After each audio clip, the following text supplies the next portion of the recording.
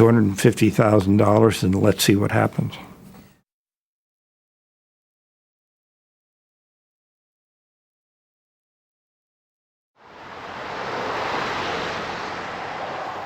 It is a 30-year-old story. But those who were involved then insist new generations must not be allowed to forget. Surrounding the grounds of the Capitol, and it was designed by a man named Frederick Law Olmsted.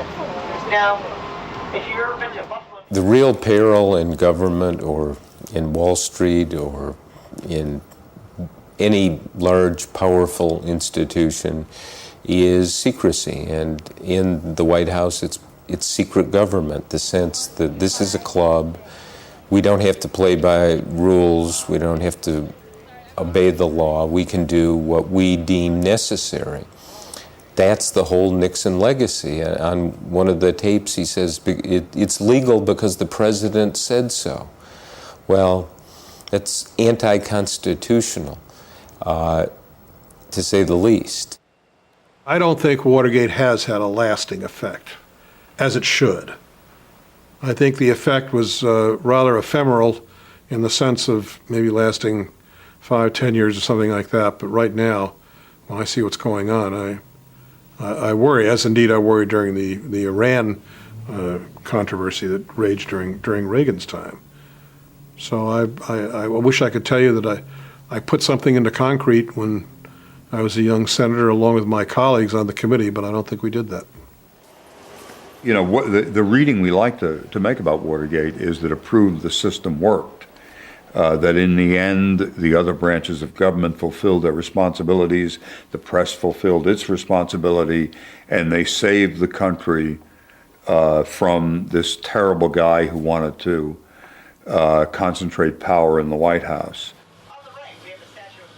I like to believe that too, but have we solved the campaign finance problems? No. Is the government spying on people? Yes, it is. I mean, we found new reasons to do it. Is the White House refusing to deal with the Congress and the courts? Yes. This is not an attack on Bush. The same thing went on under other presidents. The tensions between the three branches still exist, but it would be very hard to make an argument that the presidency now is not as strong and does not have as much capacity for secret mischief in the year 2003 than it did in 1973. I think there are real dangers in ignoring the lessons of Watergate, and I'd like to tell you what the lessons of Watergate really are. Unfortunately, I think the lesson of Watergate is don't get caught. And that's really about it. Congress will be good if it has leaders. The courts will be good if they're honest. And the democracy will be good if the people are informed. And you won't have a president who will go off the limb. Most presidents won't want to.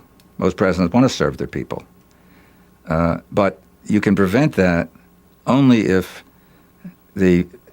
each of the pieces are in place and working as the Constitution intended them to work. I think that any time that the country is facing a crisis that is labeled a national security crisis, where lives are at stake, there's always a risk that government will go too far. And it's precisely at that time that you have to be very careful not to allow your responses to those crises to carry you past what our Constitution was designed to protect. The Constitution, they all agree, should be at the heart of the history that is taught about the scandal known as Watergate. It was proof that even a president of the United States had to live by the laws of the United States. In that sense, it took the highest office of the land and reaffirmed the fact that we did not have a king, we did not have a dictator, we had an elected president, and there is nothing out there that makes him any more special than Joe Smith on the street when it comes to abiding by the laws of the United States.